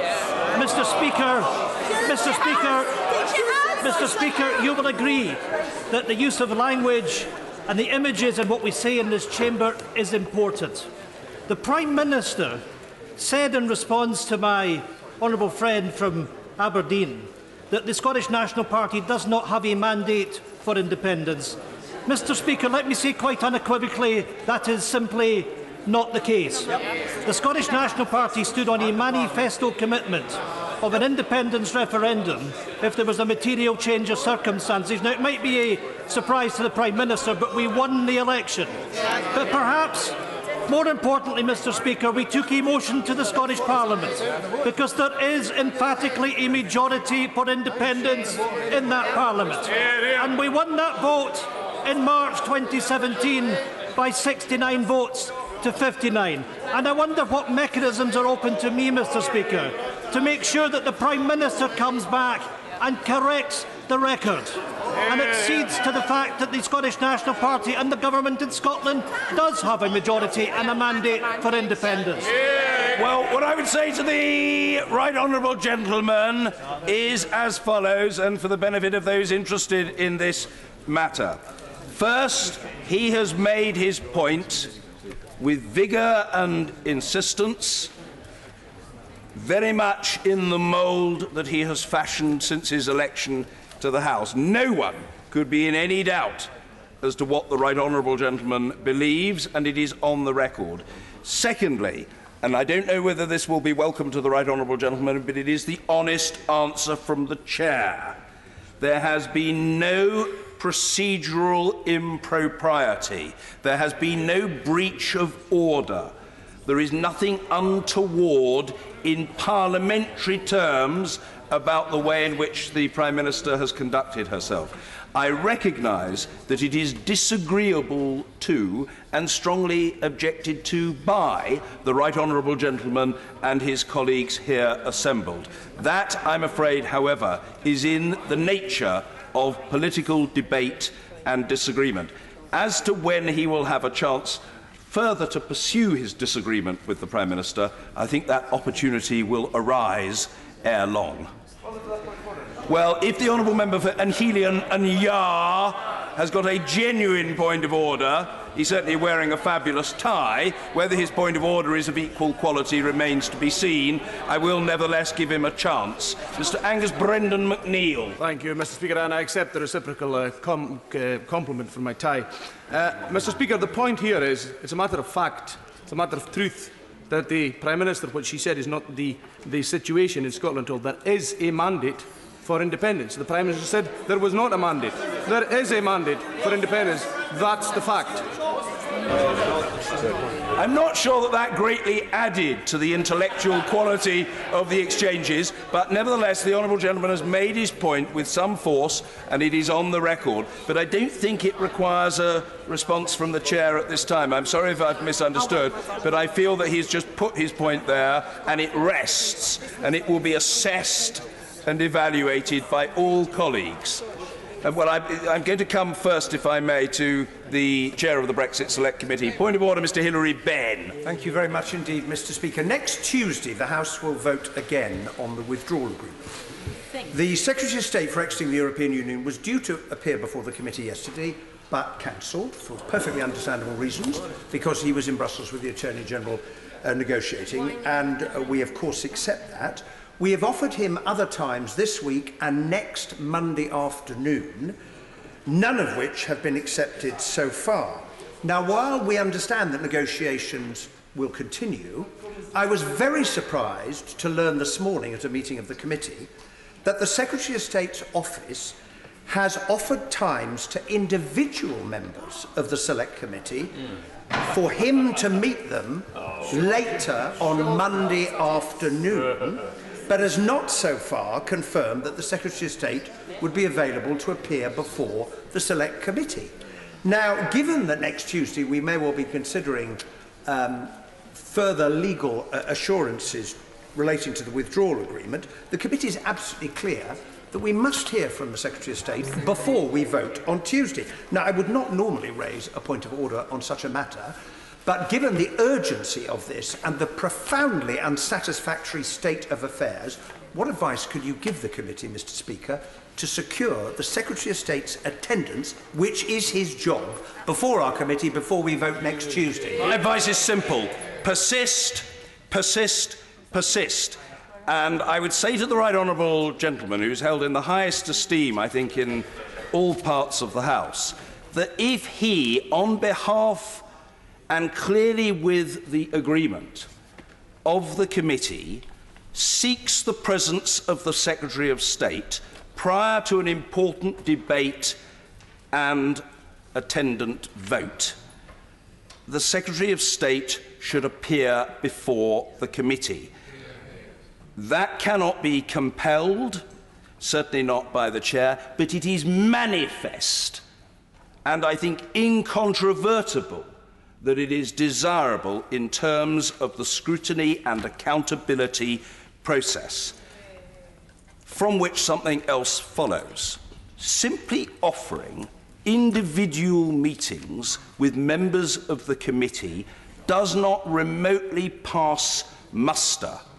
The fact is that the Select Committee is an established body in this House, established to scrutinise the government's Brexit policy, and the committee has a corporate character. Indeed, members of it are operating not merely as individual members of Parliament, but as part of a body politic, in this case, part of that Select Committee. So my advice to him is that he should persist, making it absolutely clear that it is the view of the committee that the presence of the Secretary of State is desired. It is, frankly, if I may say so, a point so blindingly obvious and in ethical terms, so be quiet, young man, and it is so manifestly fair that be quiet, young man, that is what should happen. Thank you. OK, point of order, Toby Perkins. Thank you, Mr. Speaker. This Friday I will attend the funeral of Charles Smith, MBE, who, when he died at the age of 98, had been a member of the Labour Party for 84 years, which I believe made him the longest-standing member of the party. In paying tribute to him, could you give me guidance as to how I might use this as an opportunity to encourage all people within Parliament to celebrate all those people who've given long service to our political parties and recognise that the vast majority of people who do that do it for reasons to support their communities and the country, and recognise that our political parties are broadly a force for good and we should welcome their membership. I don't dissent from that. The honourable gentleman has made his point very well. It doesn't require anything further to be said by the Chair, but I congratulate him on taking his opportunity. Point of order, Mr Vernon Coker. Mr Speaker, you've been extremely helpful in ensuring that Parliament can hold the Executive to account with respect to knife crime. Is there anything further we can do to ensure that, given what the Prime Minister announced today about a knife crime summit, what the Home Secretary has done today in terms of meeting various police chiefs, is there anything you can advise me to ensure that at the earliest possible opportunity that either the Home Secretary or the Prime Minister comes to this House and gives us an update with respect to this extremely important issue? Well, the answer to that is, in terms of parliamentary opportunity on the floor of the House, there is a chance tomorrow, and indeed there is a chance on Monday. So I think the opportunities are there, and it's up to members whether they seek to seize those opportunities. I hope that's helpful to colleagues. Thank you. Yes, indeed. Point of order, Mr Paul Sweeney. Thank you, Mr Speaker. Would you please advise me how I can best clarify the record in respect of comment I made at business questions on the 20th of December 2018? I highlighted the work of two campaigns in the City of Glasgow. One, called Saving Lives, led by Duncan and Margaret Spears, was started in the wake of the tragic death of their 28-year-old son Christopher Spears in an accident in the River Clyde in 2016. Their campaign is seeking to promote water safety and to ensure that vital life-saving equipment is implemented on the banks of the River Clyde and across Scotland, and most importantly that throw ropes are attached to life belts. I also raised another campaign, the Think Again campaign, that is seeking to install emergency lifeline telephones on the River Clyde to support those who are in urgent need of emotional support. For the avoidance of any doubt that may have arisen in my original remarks in this House, I wish to emphasise that these two campaigns are separate with distinctive objectives, and both are doing excellent work in their own respective ways to preserve life in the City of Glasgow and further afield. Well, I'm very grateful to the honourable gentleman. He asks me how he can best clarify the record in respect of what he said in the House in December. My response to him is that the honourable gentleman has proved to be the architect of his own salvation. By the device of this point of order, he succeeded in clarifying the matter and putting the facts very clearly on the record. In the process, he's highlighted again the excellent work of these two campaigns, and I thank him for doing so. If there are no further points of order, we come now to the urgent question. Debbie Abrahams. To ask the Work and Pensions Secretary if she will make a statement on changes her department intends to make on social security and employment support, including the assessment process for disabled people and people with health conditions. Thank you. Minister Sarah Newton. Thank you very much, Mr Speaker. Yesterday, the Secretary of State provided a written statement to the House and delivered a speech at Scope that included, amongst other announcements, changes to the delivery of health and disability benefits. We are making significant progress in improving people's experiences of claiming disability benefits by working through the recommendations made by several independent reviews of PIP and ESA, but we need to continue to make improvements to better support people with health conditions and disabilities. The written statement set out a number of additional measures we will implement to make improvements now and in the future to support disabled people and those with health conditions. We will improve and simplify people's experience by no longer undertaking regular reviews of PIP awards for claimants at or above state pension age unless they tell us that their needs changed. We'll also be transforming the delivery of assessment services.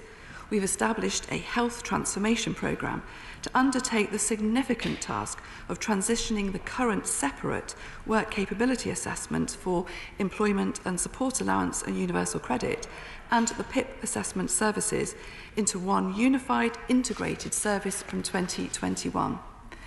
To enable an integrated service, we are extending the contract for the Health and Disability Assessment Service, which includes the delivery of the Work Capability Assessment, and aligning it with the duration of the extended PIP contracts. This will allow for a safe and stable service now as we transition to the new integrated service. The DWP will also be testing how we increase engagement and build a trusted and strong relationship between work coaches and people awaiting an assessment in universal credit and those found to have limited capability for work, and the Minister for Employment will take this forward. The Health Transformation Programme will be co-designed with disabled people. The Secretary of State and I will be regularly engaging with disabled people, disabled people's organisations and charities. All of us, whatever age or need, want an equal chance to live a life of opportunity and fulfilment. We intend to support disabled people in all phases of their life so that the pursuit of equality is a shared goal. Debbie Abrahams. Thank you, Mr. Speaker, and thank you for granting this urgent question. And I thank the Minister for her response. So I'm disappointed that the Secretary of State wasn't here to answer, particularly, and that this was a response to an urgent question rather than actually doing an oral statement, given the extensive scope of the proposals that were made. I welcome yesterday's announcement that there will be no PIP reassessment for disabled people over state pension age. But why aren't all disabled people, particularly those with progressive conditions such as motor neuron disease, multiple sclerosis and cancer, being exempt from repeat assessments? I have a constituent with terminal secondary breast cancer that's gone into her bones and she's been refused PIP. The launch of a new transformational programme where PIP and work capability assessments will be integrated by 2021 is interesting, given that previously the government said this couldn't be done. So how exactly will they be merged?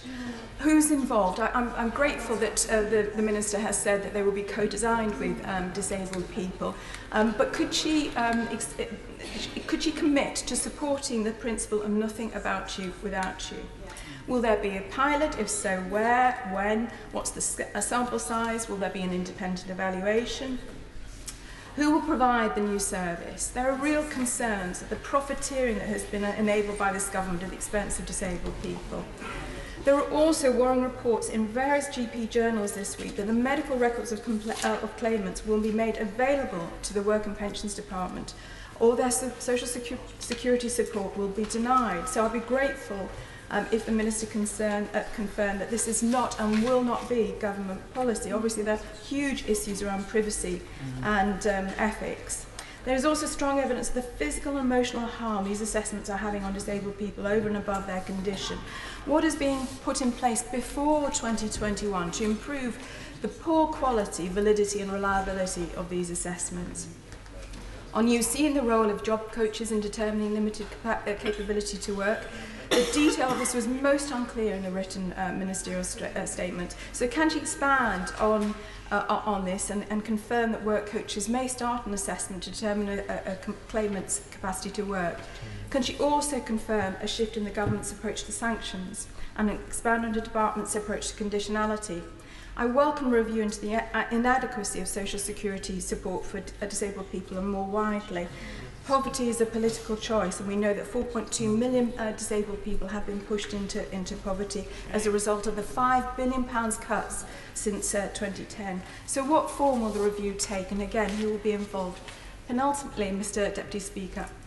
Speaker, on the government's more ambitious targets to get disabled people into work. Again, the pendulum is swinging back. The Conservative general election pledge in 2015 was to halve the disability employment gap. It's actually 4.4% lower than 2015, and then in 2017 it was about 1 million additional disabled people getting into work.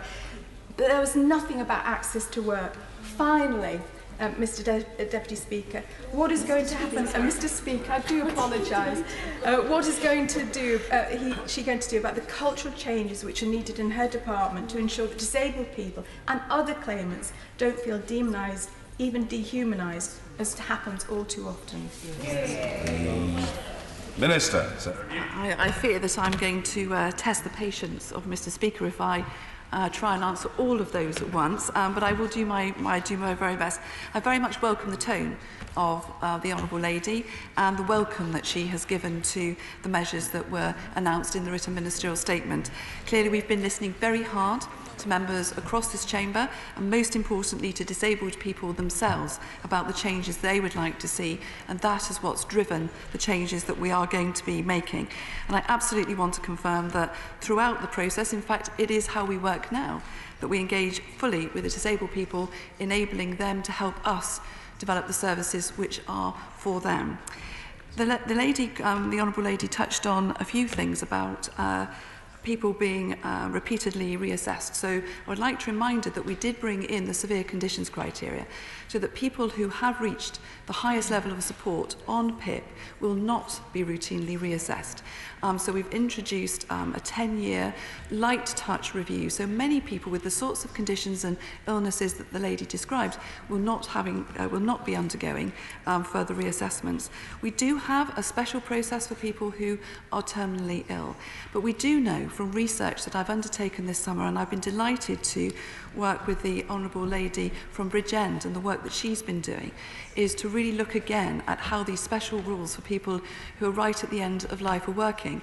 And I'm pleased that we've worked very closely with the medical profession, who I think weren't often aware of the special processes that could so easily be put in place to enable people to get benefits within days. And I'll be shortly announcing some new guidance, which is the fruition of the work that we've been doing over the last few months. I really just want to remind everyone that in the transition from DLA to PIP, many more people with mental health conditions are now receiving support, and particularly at the highest levels. And also concerns been raised about work coaches and their ability to work with people with disabilities and health conditions. And I just want to reassure the House that all of our work coaches are receiving extensive training and will continue to do so. Over 10,000 work coaches have already received training in mental health services.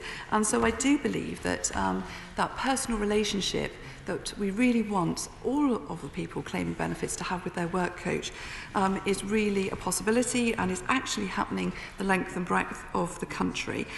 We are looking at conditionality, and we have taken up the recommendations given to us that when people are applying to universal credit who have severe disabilities and health conditions, that there is no conditionality, that conditionality will be switched off, and then as the relationship develops with the work coach, if and when they are prepared to take those steps to work, they will be fully supported by their work coach and other resources that they have available.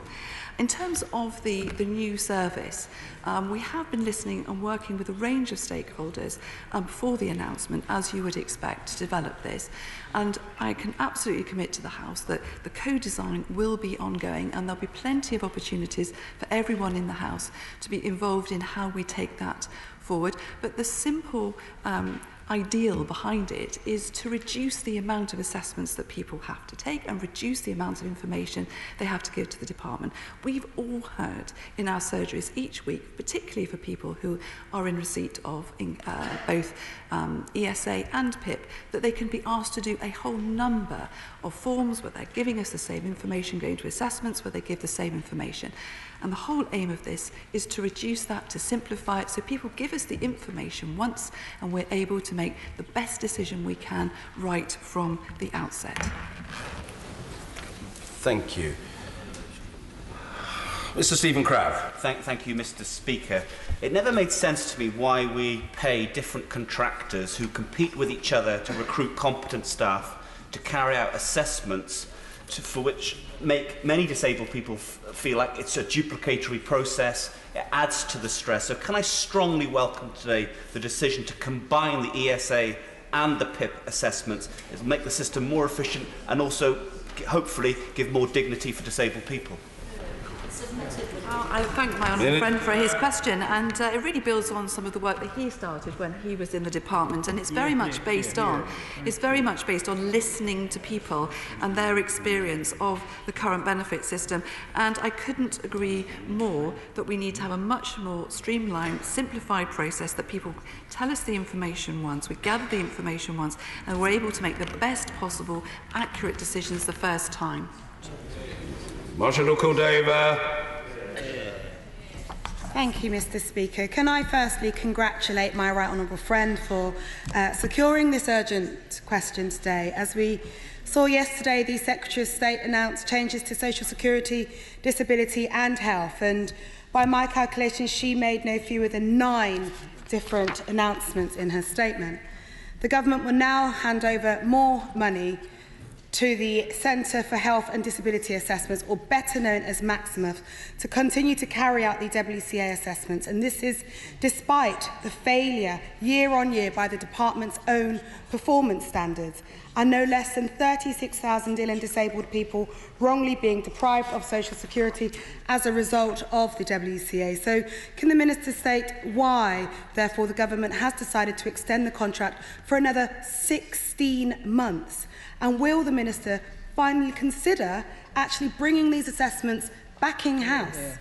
The government has announced that it is looking to merge both the assessments for PIP and ESA into an integrated assessment service and use a digital platform to do so. So would the Minister not agree that there are serious risks involved in combining both of these assessments? And when the standard decision-making for PIP and ESA is subject to so many failures? And given the consistent failures with the online platform for universal credit, what confidence shall ill and disabled people have that this won't actually happen for them when they are going through a process to access vital social security support? Over a million sanctions have been imposed on disabled people since 2010, which has shown to be counterproductive and cruel. But so far, the government has just committed to a small test review into conditionality and sanctions. So why won't the government follow Labour's pledge in actually scrapping the punitive sanctions regime? The government has once again moved the goalposts in terms of employing disabled people. First of all, it was halving the disability employment gap, and now they're going to review it yet again. But it is actually time for the government to consider expanding the Access to Work programme rather than simply reviewing its employment targets. There are currently 7 reviews being conducted for disabled people being wrongly deprived of social security support. These changes are just a drop in the ocean, so will the Minister finally accept that there needs to be fundamental reform and not just tinkering at the edges? Minister. I really would have hoped that today, of all days, that the Honourable Lady opposite could have found it in her heart to have welcomed changes which have been asked for by so many people inside this chamber and outside this chamber, to recognise the very great work that's been done by disabled people and people working with disabled people to actually engage with us so constructively that we can actually move forward and tackle the issues that she is describing. Now, the Honourable Lady is right that yesterday we also said we were going to be more ambitious for enabling more disabled people into work, because we've made such good progress. Since 2013 and 18, over 930,000 more disabled people are now in work. So over that time, the disability employment rate has increased from 7.4% to 51.5%. And the gap between disabled employment rate and overall employment rate has reduced to 30.2%. Now, I don't want to see any disabled person who would like to be in work out of work, but that is progress, and that's why we've committed to review our targets to be more ambitious. Access to work is a great scheme. We all agree. And what we have seen last year is record numbers of people being supported on access to work. More people with mental health conditions, more young people with learning disabilities.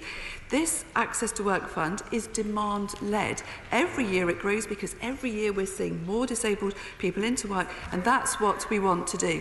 Now, returning to the questions that the Honourable Lady asked about the contracts, it's really important to me, while we're going through such fundamental transformation of our assessment process, that we have a safe and stable delivery for those people currently applying for benefits. And that's why we have extended the contracts to 2021 to align with the PIP contracts. Now, we haven't just accepted the existing situation. As the Honourable Lady knows, and I'm very grateful to the work that the Select Committee undertook, we have been pushing for continuous improvement within those contracts. And the new contracts that we've given have higher standards of service delivery, and I would be very happy to put a letter in the library so people can see the terms of the new contract to see that they are driving forward improvement, because it's what we all want to see in this House is the right decision being made on the first opportunity. We do not want to see people having to go through mandatory reconsideration and then on to appeal in the court. So we've got a whole series of reforms to make sure that that does not happen. Mark Harper. Thank you very much, Madam Deputy Speaker. I welcome what was in the written statement yesterday and what the Minister has reiterated about a more ambitious target to get more disabled people into work. And if I may say so, as an aside, Madam Deputy Speaker, I welcome what the Honourable Lady who secured the urgent question said. As the then Minister for Disabled People, I'm particularly attracted to the more ambitious target we had in our 2015 manifesto. I may indeed have had a hand in perhaps writing it myself.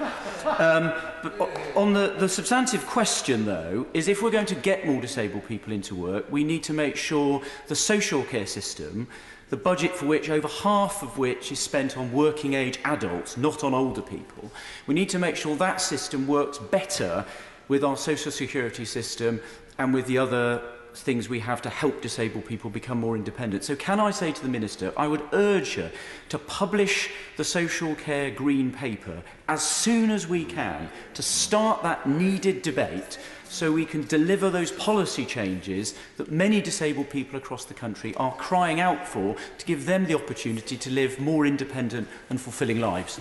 Minister. I very much thank the contribution of my honourable friend, not just in the chamber today, but when he had the privilege of holding this particular office and all the work that he did there. And he's absolutely right that we do want to be more ambitious, and we will be looking very carefully at how we can set ourselves really ambitious goals to make sure everybody in our country has the opportunity of fulfilling their potential in work, and businesses and civil society and public sector can draw on the talents of the very many disabled people who at the moment are unemployed. And my honourable friend is absolutely right to talk about the importance of adult social care. And of course, it is the Department for Health that leads on this. But I do work very closely with them, and I've been encouraging them to go ahead and publish this very important green paper so that we can take forward those urgent reforms to enable more people to live independent lives. Brendan O'Hara. This announcement was something of a missed opportunity, an opportunity to completely overhaul the punitive PIP assessment process, which is deeply flawed and continues to be criticised by claimants and stakeholders. The latest PIP Assessment Tribunal statistics show that from June to September of 2018, a staggering 72% of cases found in favour of the claimant. Well, the Minister will be aware that Scotland is taking a wholly different approach, proposing to significantly reduce the need for face-to-face assessments, and introducing rolling awards with no set end point, and ensuring that those with fluctuating conditions will not face additional reviews. Madam Deputy Speaker, this is what a system based on dignity and respect looks like. So what is the government doing to address the fact that claimants are still being wrongly assessed at such a staggering rate? And will she look at what the Scottish Government are doing to reduce that burden that is being placed on disabled claimants? And will she also agree to study very carefully the responses to the consultation announced yesterday by the Scottish Government on delivering a fairer disability assistance benefit programme in Scotland? Minister. I thank the honourable gentleman for his question, and I'd like to reassure him that I do work indeed with my opposite number in the Scottish Government, that we work very closely so as we go through the process of PIP and other benefits being devolved to Scotland. And actually we are testing and learning a great deal from each other. The UK Government is investing a great deal in health and work trials, and we work very collaboratively, and we're always prepared to learn from any part of the United Kingdom. But while I absolutely agree that too many people are having their decisions overturned on appeal, and I want to make sure that we make all of the decisions right the first time, I think it's worth keeping in perspective that 10% of all the PIP claims go to appeal and only 5% are overturned. But of course, I'm always saying from this dispatch box, one person's poor experience is one too many. And we have been doing a lot of work with the Courts and Tribunal Service to bring down the period of time people have to wait. And I hope all honourable members will join with me in welcoming the fact that we now have a new PIP online appeal service. So since November, people can resolve these appeals online, which is really enabling far swifter resolution of those issues. John Howard. Thank you, Madam Deputy Speaker. I had produced a list of things that had gone wrong in the claims procedures for constituents, and I provided those to the Secretary of State's predecessor to help her shape these reforms. Would she undertake to dig that paper out and to have a look at it and to make sure that those reforms can be implemented? I very much thank my honourable friend for his contribution, and I'll go better than that. I'd like to invite him in to meet with me and go through his paper and all the hard work he's put in to making sure that we get this right going forward. Anne Clewett. Thank you, Madam Deputy Speaker. While we all support any improvement in the lot of disabled people, I have one of the highest percentage of disabled people in my own constituency because of past industrial disease and so on. And one of the things I remember is the grief that was caused to so many people who were forced to reclaim and appear before various groups of people to reassess them. I still think there are too many people still in that category, and I hope the Minister will persist with that in the improvement. Can I just ask her about the situation of Remploy? We had a big fight in this chamber over Remploy, she may remember, and we were told that alternative jobs would be available. Can she actually give us the figures? Because in my own constituency, I know that too many people who are employed in Remploy are still out of work. The honourable lady raises a very important point about reassessments, and through a series of measures that we've taken this year and the ones we've announced, far fewer people will be reassessed. We want to make sure that people are getting the support which they need, because under the old legacy system, people were just parked on benefits for a very long time and were missing out. And the evidence of that is the amount of people who get more money on PIP than they did on DLA. So it's actually important that people are assessed to make sure they're getting all the support to which they're available. Remploy in Wales is doing a great job as part of our health and work programme, and we've also introduced new supported ways of employing people such as IPES, and I'd be very happy to write to the lady and describe what's happening in Wales. And if she does feel that people are not in employment that should be employment, then please come and meet with me and let's look at those cases. Kirsten Hare. Speaker, and first of all, I warmly welcome these changes that my honourable friend has outlined. Last week, the Scottish Government announced their timetable for replacing personal independence payments, disability living allowance, attendance allowance and carers allowance. Now, this is now not going to be completed until 2024, 3 years after they initially promised. So can my honourable friend reassure me and my constituents and all those in the House that the DWP and the UK Government did all they possibly could to ensure the Scottish Government were set set up for this, and actually it's a resistance from the Scottish Government to take the powers. Minister. Well, I thank my honourable friend for that very important question. She's absolutely right that there is absolutely commitment from my colleagues in the DWP to make sure that the Scottish Government can take on those powers. And we haven't created any delays whatsoever. The delays are all in Holyrood. Kate Green.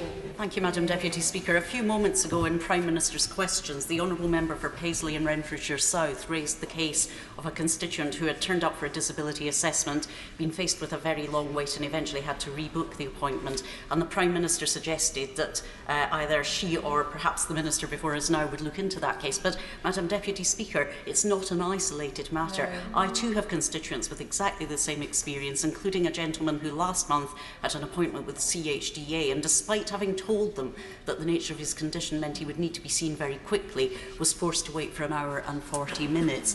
I very much welcome the Minister's offer to place in the library information about the contract that has been issued to these assessment companies. We need to be able to scrutinise the performance standards and the rate at which they are achieving or failing to meet them. So will she repeat that commitment to the House, just so we can be absolutely clear that information will be available to us?